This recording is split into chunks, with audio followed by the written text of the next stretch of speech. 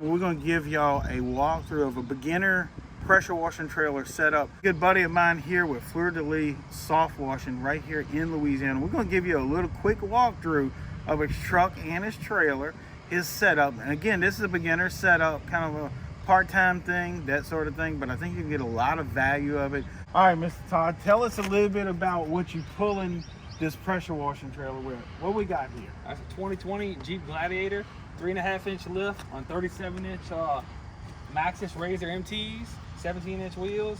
And like I said, pulling the trailer, I honestly get about like 9-10 miles to the gallon. So he's getting 9 or 10 miles to the gallon with a 2-cylinder, right? 2-cylinder, 6-cylinder. Let's take a look at the front of this thing. I really do like his Jeep though. No, all jokes aside, it's a 6-cylinder. Now this is a V6, a straight yes, sir, 6? V6. I like it. I love it. Look at this. He's never even used these yet. Nope, never Look at that. Never used them. Never use them at all. Now, why are you going to have recovery hooks and you never use it? I don't even have a winch either. That's the next step winch. right there. Tell us about these lights here. Do they help you with pressure washing? Absolutely not. No, it could. It could. They could, you know? right? You can do a job at nighttime if you had to. You can turn on those pod lights. You can turn on the pod lights here. I actually have some lights in the rear bumper that I can shine back on the trailer at nighttime. These are obviously amber colored lights. Yes, sir. Here. Yes, sir. Let's go over here and take a look at this. This is obviously a Gladiator. What size wheels did you say you have on here? They're 37-inch tires on 17-inch wheels. You get any flex when you're going around them corners? Man, honestly, it's one of the best handling trucks I've had as far as being a lifted truck. So, that being said, let's go take a look at the Hitch system he has here. Guys, y'all may notice a lot of times these bigger vehicles like this, and you got a smaller trailer, all of that kind of needs to match up. You don't want your trailer going down the road in an inclined situation, or you don't want it going down the road in a declined situation. So we're going to look at Todd's setup here. Now, obviously, your setup can be completely different, but make sure you have that trailer level with a little bit of tongue weight on the front of it. And also, you want to make sure you adhere to your local laws and regulations, because obviously pulling a trailer can be a safety issue. If you got any questions, usually you can visit the DOT websites and they'll have some information on towing. But let's go ahead and take a look at Todd's setup here and see how he's got it going. Have a Trimax Razor aluminum forged 8-inch drop. It's actually fully adjustable. It has a 2-inch ball and it has a 2 5/8 ball at the bottom. So if you want to flip it around, if you pull in a bigger trailer with a 2 5/8 ball, you can flip it around and use it that way.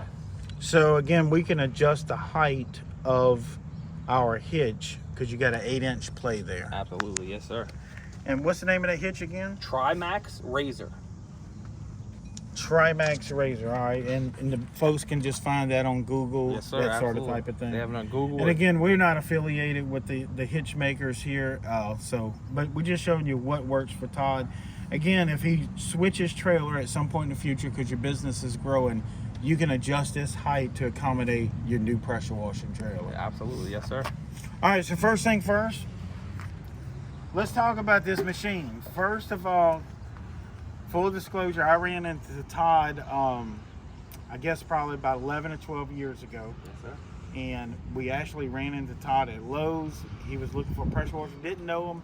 We became friends that many years ago, and now we're working together. So guys, remember, even if someone has a pressure washing business in your town, they are your competitors, but they don't necessarily have to be your enemies. They'd be good friends like me and Todd. Yeah, I know, right? I'm gonna show you how to punch me. Nah, so anyway, Yeah. Todd, let's go ahead. Let's check it out. So this machine is 11 years old.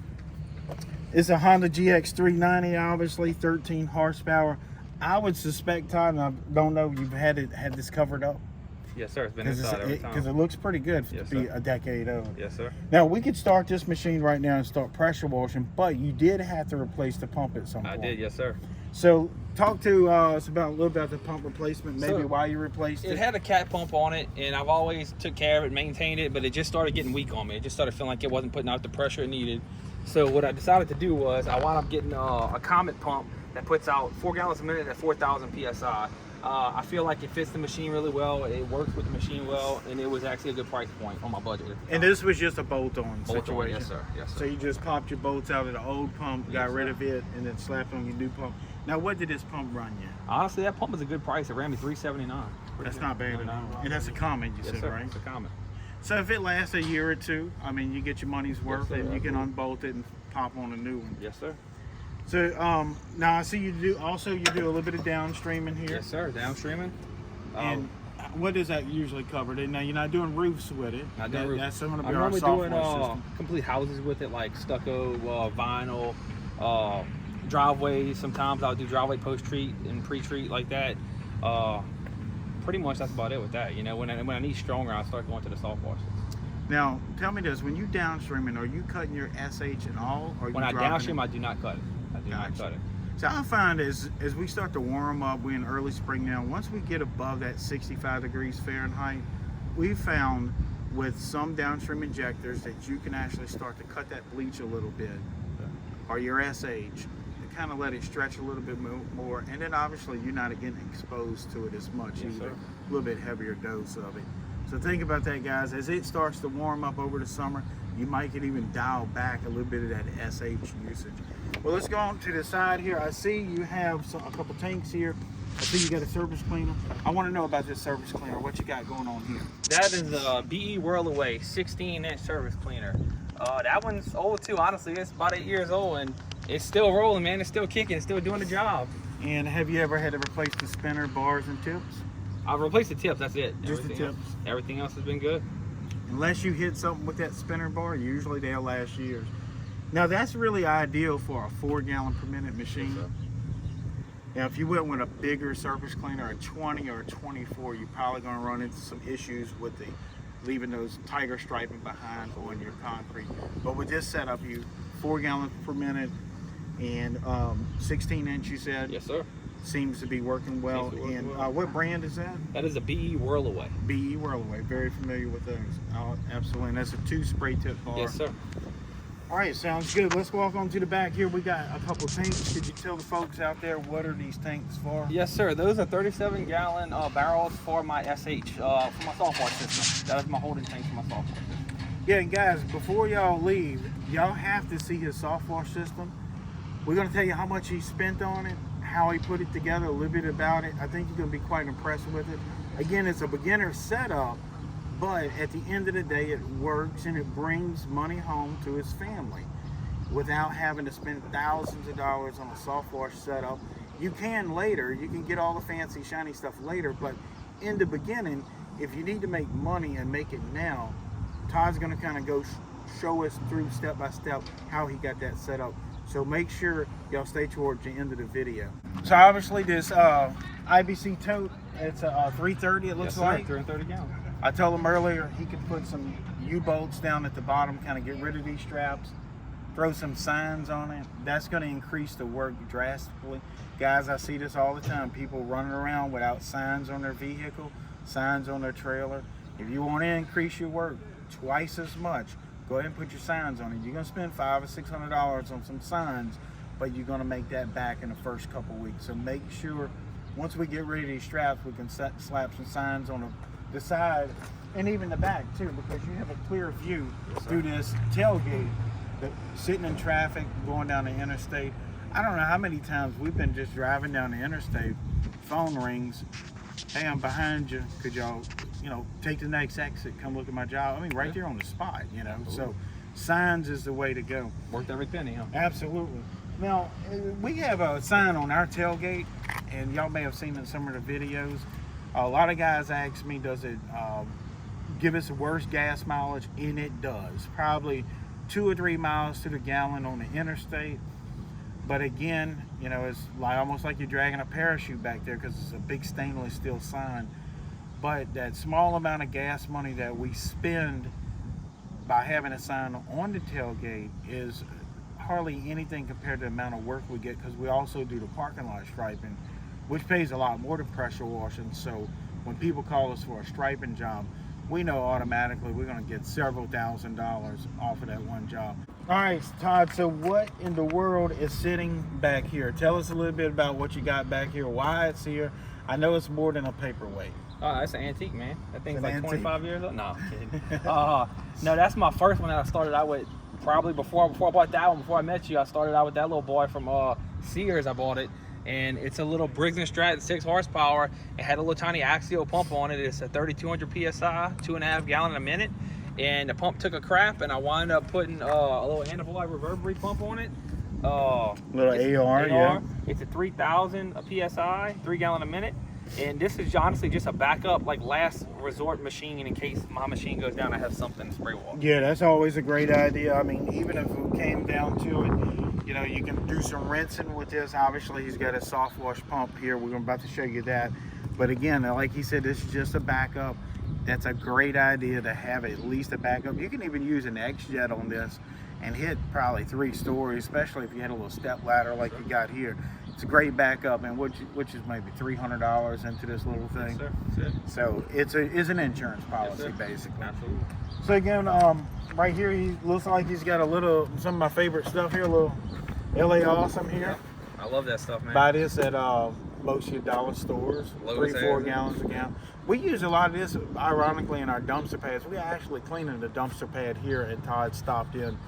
Guys, if y'all ever interested in learning how to get these dumpster pad contracts, I'll have my team put a link down in the description in the first pinned comment to our training page. But I was just telling Todd earlier, I'd like to see him go pick up 5, 10, maybe 15 dumpster pads a week. Start bringing in that reoccurring money every month. You know, rain, shine, sleet, or snow, you can clean a dumpster pad. You know, so it doesn't, and you're not gonna hurt anything in it. It's great for beginners because it's all just concrete and metal, basically. Yes, sir. We have a soft wash system here. We're gonna go over a little bit about, I see 2 valves that already is confusing me. Yes, sir. So we're gonna go over that. We're gonna go over your hoses, the pump, battery, how you doing this, how you put this together, what type of valves you are, the benefits of these valves versus your more expensive GF valves, that sort of thing. First thing first, how much did you pay for these 2 valves? Like, They were $9 a piece, $18 for the 2 valves. $9 and then some $9 each, and you get some fittings. So you might have $50 in Yeah, it. $50 in the whole setup right there. $50 and a can of Coke probably, and you know, sit out here maybe half an hour and put it together. That's it. And what are these valves called here? They're 1/2-inch true union ball valve. 1/2-inch true union. Yep. Yes, sir. So if someone went to Google, they would just type in true union ball valves. Yes, sir. And so obviously they're made overseas. Yes, sir. Now they're not your what we call a metering valve, No, sir, they're not. but you are doing metering with it. Absolutely, right? yes, sir. I've watched a lot of videos on the different valves, and not to discredit the GF valves because they are really good valves and they do a great job. But to get in on a budget, and I couldn't afford it when I started to spend $200, $180 to $200 on a valve, you know, you can get in the start right here, and it does a really good job. I mean, you can control, you can get 2.5, you can get 6, you know, once you play with it a little bit, you don't have any issues getting what you need to get out of it, you know. So a GF valve may be running well over $100, $150 each. Yes, sir. And these are less than 10. Yes, sir. Because even if you buy a GF valve, you still got fitting, you still got to put it together. If you buy a blend manifold system already put together, it's gonna eat up $1,000, right? With a $800 now, depending on what size you got. Let's look at these valves a little bit closer now. Obviously, your GF valves have a little bit more range of play. So this is only a 90 degrees. So we got this is wide open, this is off, and again, this is our SH side, right? Correct. Right, Todd? Yes, sir. And this is our water side. So both of them would be off there. Your water's always going to stay open fully. Now, we may notice we don't have a surfactant ball valve here. We're going to talk about that in a second. But your SH valve, this would give you, so that's off. That would give you basically 50-50. So if you got 12.5 in your drum, you're going to get 6 out of the wand. Now, what if I don't need 6? What do we do here? So this is wide open, so I can cut this back a little bit. So obviously that would be off. Yes, sir. That's 6%. So if we kind of just guesstimate it halfway, that's 3. Yeah, you probably had 3. And then if we wanted to just do some vinyl siding, we can just come on back into that area. Yes, sir. Now, how accurate have you noticed these valves? I know you said you did some research on these versus the GF valves. What did you find? What I found is that the metering valves compared to GF, they work. It's not like very, what's the word I'm looking for? Accurate as far as like how much they meter. So from what I found on these, I'd say these work about 70% of what a GF would work. I mean, they do the metering I need them to do, no problems, you know. So you just have to play with it a little bit. You have to get a feel for it. Get a feel for it. it. But there again, you saving Yes, sir. Hundreds and hundreds of dollars. Yes, sir. Because there's guys out there batch mixing and they want to do a setup like this. We're looking at 50, 60 bucks at most. Your 2 valves. These are all Home Depot, Lowe's parts, or your local Ace Hardware.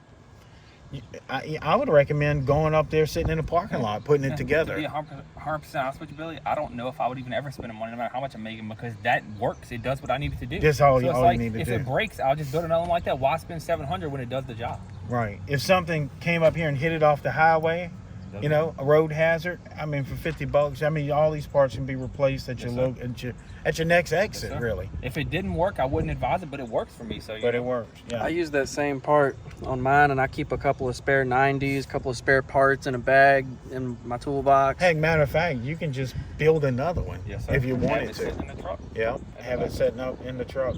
Now, obviously, a freeze would damage these, but it would damage a GF valve system. Yes, sir.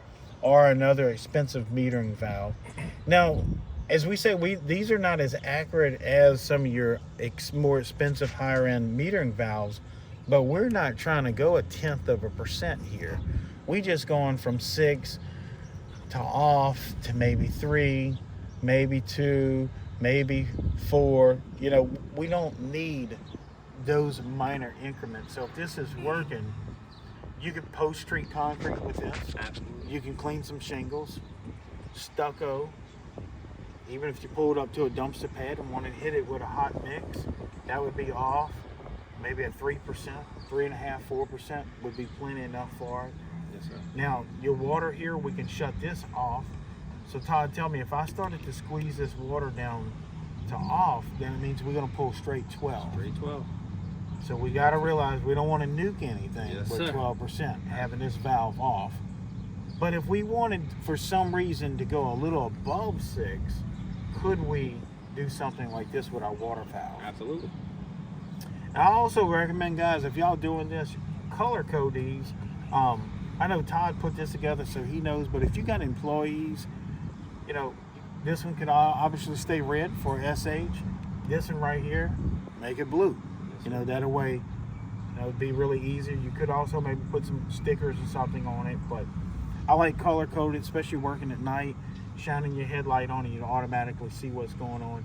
So this is going into your drop sticks right That's here. your drop stick. So I can drop one into my buffer tank and one into my SH drums. So right now you're just using your buffer tank as a reservoir. Now also at some point, whenever you get a higher flow machine that requires a buffer tank, then the buffer tank can act as both the soft wash reserve tank and the buffer tank That's for your exactly pressure my water. plan, Billy. Yes, sir.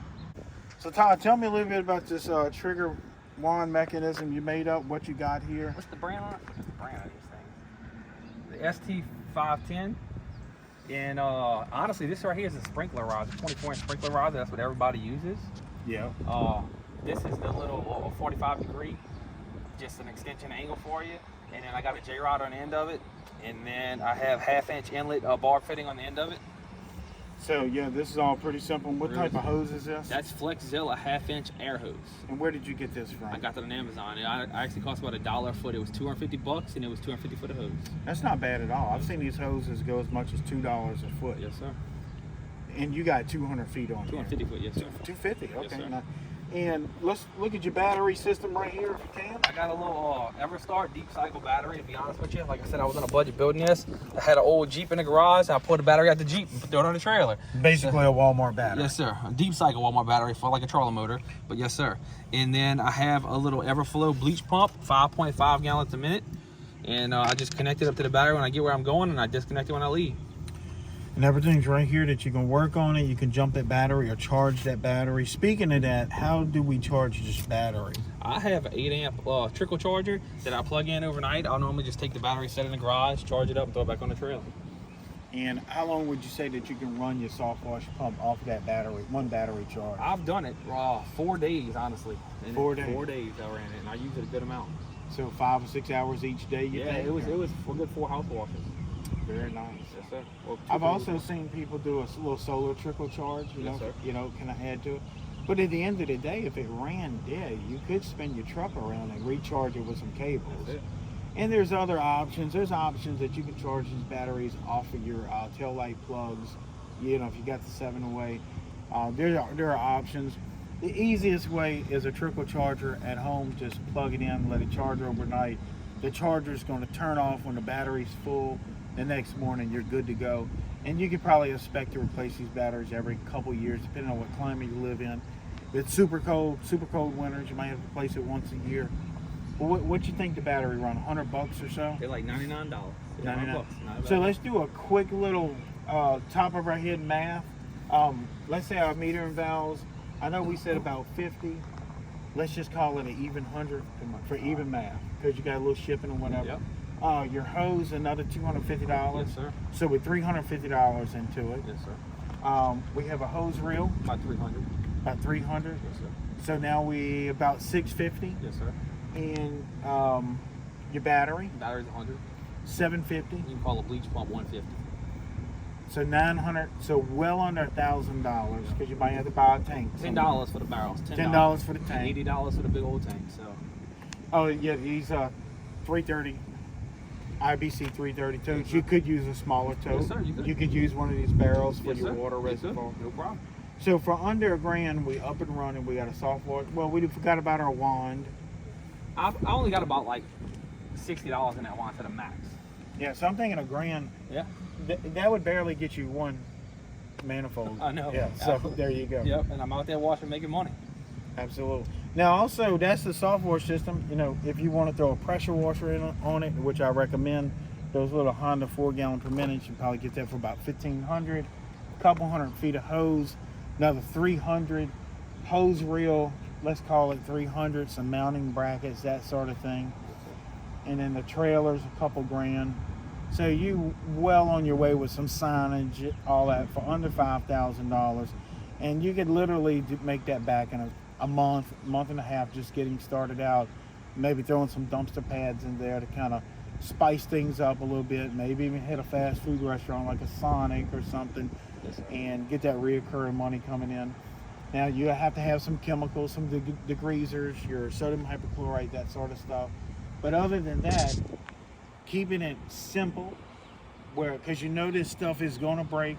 We're bouncing up and down these roads every day. We're carrying weight, twisting in and out of neighborhoods. Things break. Keep it simple. That way you can fix it on the spot. I always tell Apex, if something breaks on my trailer, we can take the next exit and get it fixed. You know, nothing complicated, know where everything's at. Well, Todd, that sounds good, man. I appreciate you very much. Thank you for having me, man. Everybody I appreciate take a look you, at man. your system. Yes, sir. Here. If y'all have any questions, leave it in the comment section below. Todd will be monitoring the comments. If y'all got any particular questions, y'all wanted to give him a shout out, wish him best of luck in his endeavor in starting this pressure washing service. He wants to go full time in it. I think he'll have no problems doing it so long as he keeps doing his marketing, like his yard signs, put some signs on the vehicle, and doing good work, keeping all of that, his name in good standing. He should have no problem growing into 3 or 4 employees, into a multiple six-figure pressure washing company.